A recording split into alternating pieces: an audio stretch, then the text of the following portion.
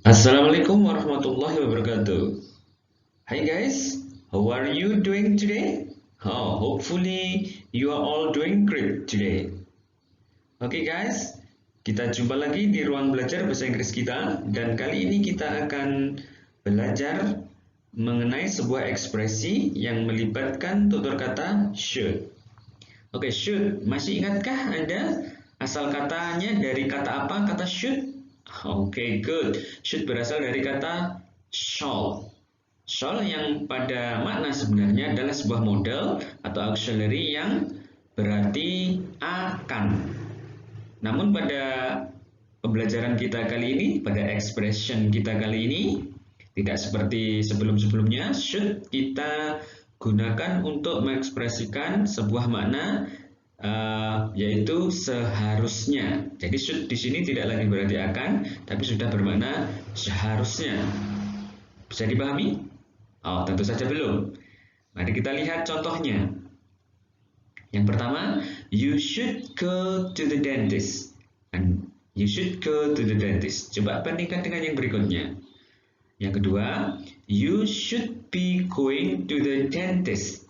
Ini sudah beda lagi. Kalau atas tadi, coba perhatikan yang bercetak merah ini. Should go dan bawahnya should be going. Berikutnya, you should have gone to the dentist. You should have gone to the dentist. Sekarang dipakai should have gone. Secara sepintas memang ketika kalimat ini seakan-akan bermakna sama. Tapi kenapa kok di pola dengan pattern yang berbeda? Tentunya ini mengandung maksud yang berbeda pula. Nah, ketiga-tiganya inilah yang nanti kita akan pelajari. Oke, lanjut. Kita mulai dari memahami asal makna dari kata should. Ini ada tiga bentukan ya. Should, shouldn't, singkatan dari should not, disingkat menjadi shouldn't, dan should. Sama, tidak sama. Coba apa yang akan terjadi? Oke, should yang pertama berarti is good or right thing to do. Ya. Should di sini adalah dimaknai sebagai ekspresi bahwa yang kita sebutkan nanti adalah sesuatu yang baik atau benar untuk dilakukan. Nah, ini semacam nasihat, mungkin begitu ya. Yang berikutnya yang harus kita perhatikan, shouldn't itu should yang ditambahin not, jadi not a good or right thing to do, bukan sesuatu yang bagus atau yang benar untuk dilakukan. Jadi ini semacam saran untuk tidak. Seperti itu kira-kira. Terus yang harus kita perhatikan juga, yang ketiga, should itu beda dengan must. Kalau should itu seyogyanya atau seharusnya, kalau must itu sudah harus. Bisa dibedakan toh? Kalau should itu seharusnya, kalau must itu harus. Kalau yang tidak begitu kuat, kalau ini must harus sangat kuat.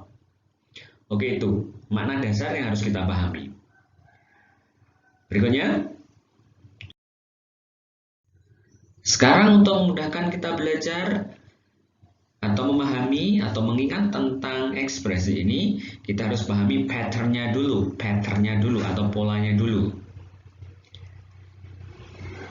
Yang pertama, seperti contoh di depan tadi, subject, should, and verb satu atau verb simple yang masih asli. Subject, should, dan digunakan verb satu. Jadi nanti mengikuti pola yang ini, yang pertama. Pola yang kedua, subject plus should be. Ingat ya, should be. Kalau yang atas tadi hanya should, yang bawah sudah should be plus verb in. Subject plus should be plus verb in. Verb yang ditambah dengan in. Progresif ya atau continuous. Yang selanjutnya yang ketiga yaitu subject should have plus verb 3. Should have plus verb 3. Kalau yang atas verb 1, yang nomor 2 verb in, yang ketiga adalah verb 3 atau past participle.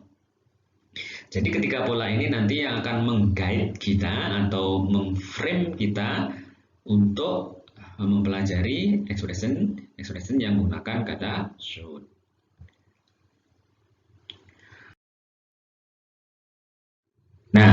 Berikut ini adalah akan kita pelajari penggunaan dari should. We use should plus verb 1 for, tadi pola yang pertama ya. Pola yang pertama adalah kita gunakan should plus verb 1 untuk apa saja? Ini ada 3. 1, 2, 3. Nah, kegunaan yang pertama, giving advice. Nah, benar kan? Untuk should plus verb 1 yang pertama kita gunakan untuk giving advice. Apa giving advice? Ya, memberikan sebuah nasihat. Jadi kalau kita menasehati, salah satunya bisa kita gunakan should plus verb 1. Yang kedua adalah giving opinion, memberikan sebuah pendapat. Jadi giving should plus verb 1 bisa juga kita gunakan untuk memberikan sebuah nasihat. Yang ketiga, ya ini agak panjang. Say something is not right or not what we expected. Jadi ketika kita menemukan sesuatu yang menurut kita tidak pas, terus kita menyatakan pasnya bagaimana, atau benarnya bagaimana, atau harapan kita bagaimana, kita juga bisa menggunakan kata should plus verb 1. Sudah jelas kan? Oh, belum, tentu saja belum. Mari kita lihat contohnya.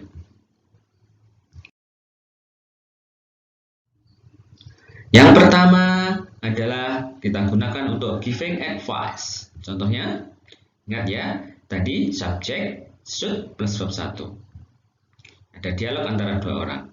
Yang girls-nya bilang, I got bad score on history. Saya mendapatkan nilai yang buruk di pelajaran sejarah. Kira-kira advice-nya seperti apa? Oh, you should study hard for the next. You should study hard for the next exam. Anda seharusnya belajar keras untuk ujian berikutnya. Ya, jadi di sini digunakan should plus verb 1. You subject should plus study verb 1. You should study hard. Nah, contoh yang kedua.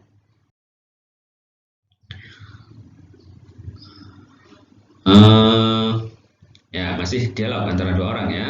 Yang satu bilang, my teeth are so sensitive. Gigi saya itu sangat sensitif. Kira-kira nasihatnya seperti apa?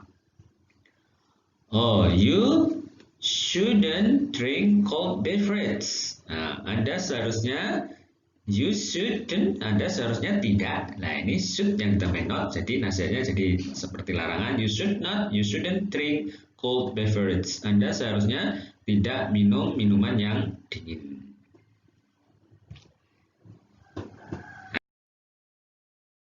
Selanjutnya, yang kedua tadi giving advice, sekarang adalah giving opinion. Contoh yang pertama, I think they should replace the manager. Should plus verb 1. Should plus verb 1. Menurut saya, untuk memberikan pendapat biasa juga atau bisa juga ditambah dengan I think, atau biasanya ditambah dengan I think. Menurut saya ya, I think they should replace the manager. Saya pikir mereka seyogianya atau seharusnya mengganti manajernya. Ya, mungkin manajer yang sekarang tidak becus untuk bekerja, jadi untuk disarankan atau dikasih pendapat bahwa should replace, harusnya diganti. Contoh yang kedua, I don't think, saya tidak berpikir, menurut saya tidak, we should tell her about the fact. Menurut saya, kita seharusnya tidak menceritakan kepadanya tentang hal yang sesungguhnya terjadi. Jadi, kita juga bisa gunakan don't think, saya tidak berpikir, jadi jangan gitu ya sarannya atau pendapatnya. We should tell her, kita seharusnya memberitahu. Jadi don't think, tidak berpikir untuk memberitahu. Tuh. Contoh yang ketiga, do you think we should send the letter now? Apakah Anda berpikir apakah menurutmu kita seharusnya seyogianya mengirimkan suratnya sekarang? Nah, ini menanyakan kali ini ya. Kalimatnya sepertinya menanyakan, tapi ini sebenarnya sebuah pendapat. Itu tadi sudah giving advice, yang kedua giving opinion. Sekarang yang ketiga, dari should ya, say should plus satu, should plus verb satu maksudnya. Say something is not right or not what we expected. Jadi mengatakan sesuatu hal karena yang sudah ada itu tidak benar atau tidak sesuai dengan harapan. Contohnya, the price tag is wrong. Itu label harganya ketika di supermarket atau di minimarket itu kan ada label harga di bawah barangnya itu namanya price tag. The price tag is wrong. Label harganya salah. It says 1,500 rupiah. Itu tertulis atau mengatakan tertulis 1.500 rupiah, but it should be, padahal seharusnya 1.000 rupiah, but it should be 1,000 rupiah. Jadi menurut pembicara price tag-nya itu wrong. Jadi benarnya bagaimana atau yang diharapkan bagaimana? It should be 1,000 rupiah. Jadi should bisa di plus verb 1, ini verb satunya be, itu verb 1 bisa digunakan untuk menyatakan yang seharusnya atau yang diharapkan. Contoh yang kedua, ini bukan the ya, ini harusnya they wrote the word with one s. Mereka menulis kata itu dengan satu s. Jadi ada sebuah kata yang ditulis oleh penulis itu dengan satu s, dan ini salah. There should be another s. Seharusnya ada satu s lagi. Nah, berarti maknanya bagaimana? Kalau satu s salah, maka yang benar the right-nya dikatakan there should be another s. Ada s yang lainnya. Nah, ini harapannya atau yang benar. Berikutnya, contoh yang ketiga. Bicycle riders should use lights even at daylight. Pengendara sepeda motor seharusnya menyalakan lampu meski di siang hari. Nah, berarti faktanya apa? Karena masih banyak pengendara sepeda yang tidak menyalakan lampu di siang hari, maka harapannya atau the right thing-nya should use lights even at daylight. Jadi itu 3 contoh atau 3 cara menggunakan should plus verb 1. Sekarang pattern berikutnya, pola dari should berikutnya. Seperti tadi kita lihat, kita gunakan should be verb ing. Ya, should be verb ing. Gunanya untuk apa saja? Saying what is expected to do at this moment. Nah, untuk menyatakan harapan tentang sesuatu yang harus atau seharusnya dilakukan pada saat ini juga, karena verb ing itu present progressive, terjadi saat ini atau continuous yang selalu terjadi atau sedang berlangsung, Jadi mengatakan should be plus verb ing berarti maknanya adalah yang diharapkan sedang terjadi saat ini. Paham ya? Contohnya, examples. I should be studying for my exam tomorrow. I should be studying for my exam tomorrow. Saya seharusnya sedang mengerjakan saya seharusnya saat ini belajar untuk ujian saya besok. Jadi it is a good idea, ini hal yang benar, to do it right now. Right now. Harus dikerjakan sekarang ini. Jadi should be plus verb ing, should be studying-nya kapan? Belajarnya saat ini pas kita ngomong. Itu maksudnya. Contoh yang kedua supaya lebih jelas. It's very hot day. Hari ini sangat panas ya. We should be drinking more water. Kita seharusnya minum banyak air. Kapan? Ya sekarang. Itu maksudnya kalau menggunakan should be plus verb ing. Yang ketiga, the train will come over a minute. Keretanya akan lewat sebentar lagi. The train will come over in a minute. Keretanya akan lewat sebentar lagi. You should not be leaving the waiting room. Kamu seharusnya sekarang tidak meninggalkan ruangan tunggu. Nah, sekarang jadi ya. Itu bedanya dengan yang advice tadi. Kalau advice tadi yang should plus verb 1 itu menyatakan bahwa seyogyanya nanti kan. Kalau nasihat kan nanti. Kalau should be plus verb ing itu harapan yang seharusnya dilakukan saat ini juga. Itu jelas kan? Oke, sekarang pattern yang ketiga. Ini pattern yang ketiga sekarang. We use should have plus verb 3 for, ya sekarang adalah should have plus verb 3. Kita gunakan untuk apa saja? Expressing correction, mengkoreksi sesuatu. Kalau dikoreksi itu sudah terlanjur terjadi dan itu dinyatakan seharusnya demikian. Tapi untuk hal yang sesuatu yang sudah terlanjur terjadi, atau bisa kita bilang regretness atau penyesalan ya. Jadi kalau kita menyesal atau mengandaikan sesuatu yang seharusnya kita lakukan di waktu yang sudah lampau dan itu sudah terjadi, nasi sudah menjadi bubur, begitu ya. Kita hanya menyatakan bahwa ini koreksi atau penyesalan saja. Contohnya, nah ini penjelasannya ya. We sometimes expect something. Kita kadang-kadang mengharapkan sesuatu to happen at the past, yang untuk terjadi di waktu lampau, tetapi tidak. Nah, ya kan? Jadi harapannya itu sebenarnya sudah lewat. Sebenarnya saya dulu berharap begini. Faktanya apa? Kan tidak begini. Nah, itu maksudnya. Contohnya, Henry should have finished his work 2 days ago. Henry seharusnya menyelesaikan pekerjaan rumahnya 2 hari yang lalu. Faktanya apa? Dia tidak menyelesaikan kan?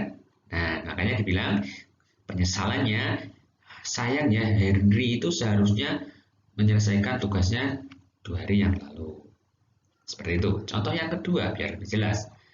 He made an impolite statement. Dia membuat pernyataan yang tidak sopan. Dia membuat pernyataan yang tidak sopan. He made an impolite statement. A student, seorang murid, sebagai seorang murid, he shouldn't have said, dia seharusnya tidak mengatakan such a thing, hal-hal seperti itu. But he did, tapi dia sudah terlanjur mengatakan. Ini sebuah koreksi atau sebuah penyesalan. Sudah jelas ya? Jadi should plus verb 1, should be plus verb ing, dan should have plus verb 3 mempunyai makna yang berbeda-beda. Jadi penasaran kita di awal tadi sudah terjawab sekarang. Contoh berikutnya, during the test yesterday, selama tes kemarin, Sinta made a lot of mistake. Dia membuat banyak kesalahan. She should have been doing the test carefully. Nah, ini agak beda sedikit, gabungan dari should be plus verb ing digabung dengan should have plus verb 3. Jadi penyesalan yang seharusnya dia lakukan saat itu juga pada waktu tes. Jadi dia tidak mengerjakan dengan baik gitu ya, sehingga dia membuat banyak kesalahan pada waktu itu. Seharusnya pas saat mengerjakan tes, dia mengerjakan tes dengan hati-hati. Jadi tidak gunakan kalau momen tertentu. Jadi momen tertentunya kapan? Pada saat tes. Jadi bisa kita gunakan should have been doing, gabungan dari should have plus verb 3 digabung dengan should be plus verb ing. Jadi should have been doing the test carefully. Jadi pas tes itu seharusnya dia hati-hati. Semakin jelas kan? Latihan sekarang. Ya, kita latihan ini. What would you say? Apa yang akan Anda katakan to these people or situation, untuk situasi atau orang-orang di bawah ini? Apa yang pertama itu? Gambar hutan yang ditebangi. Apa yang akan Anda katakan kira-kira? Oke, good. Kita bisa mengatakan we shouldn't be chopping down the woods illegally. Kita seharusnya tidak menebangi, chopping down itu menebangi, the woods, hutan, secara liar. Nah, itu akibatnya hutannya jadi gundul. Kita bisa katakan we shouldn't be chopping down the woods illegally. Ini should be plus verb ing. Berarti kapan ini seharusnya dilakukan? Ya saat-saat ini kita tidak, atau kita jangan menebangi hutan secara liar, gitu maksudnya. Terus yang berikutnya, we should be growing the new plant. Digunakan should be plus verb ing. Berarti saat ini juga harapannya ya. Kita seharusnya sekarang juga menanam banyak tanaman baru. Nah, jangan ditunda besok, jangan ditunda lusa, harus saat ini juga. Situasi yang kedua, ada orang menguap ini menutupi mulutnya. Apa kira-kira yang bisa kita katakan? Oke.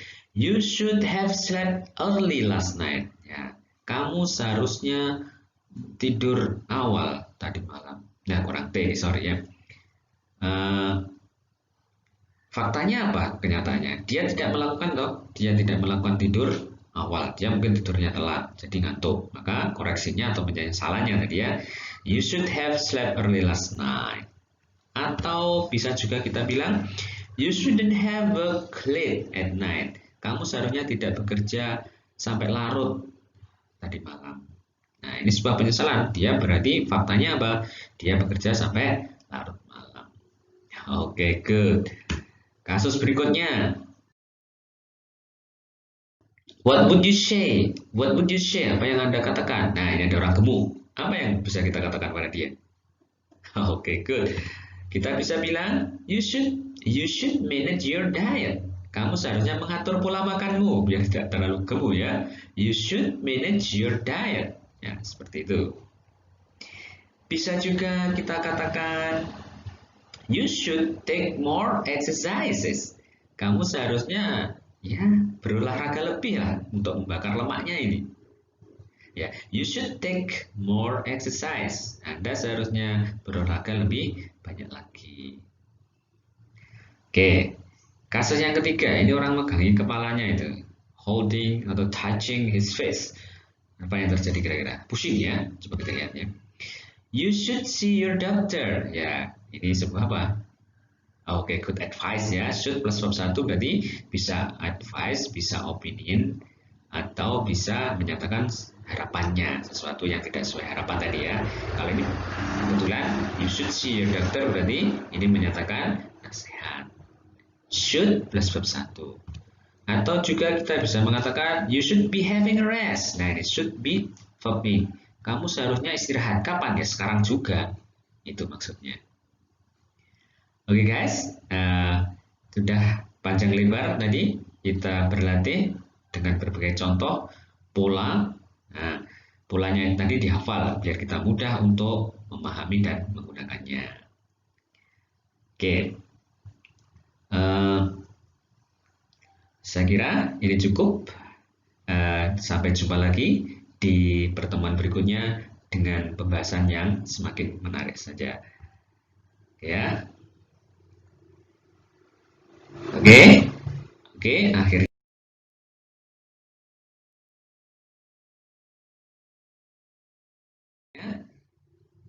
Thank you. Assalamualaikum warahmatullahi wabarakatuh.